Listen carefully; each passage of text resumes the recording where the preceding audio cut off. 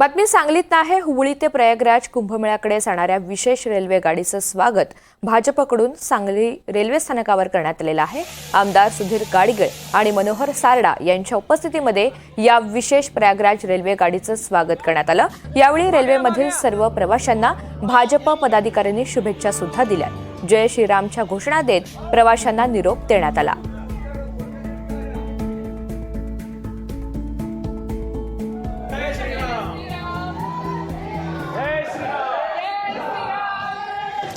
आज हुबळीपासून प्रयागराजपर्यंत वाराणसीपर्यंत ही गाडी आज निघालेली आहे. दिवसातून 2 गाड्या जाणार आहेत. त्यातली पहिली गाडी आता निघाली आणि यांना आम्ही आता सगळ्या लोकांना निरोप द्यायला आपण इथं आलो होतो आणि आम्ही ड्रायव्हरचा सत्कार केला. त्यांचं खूप महत्त्वाचं कामगिरी त्याच्यामध्ये आहे आणि ही गाडी आपल्या सर्व रामभक्तांना शिवभक्तांना एक वरदान ठरलेली आहे.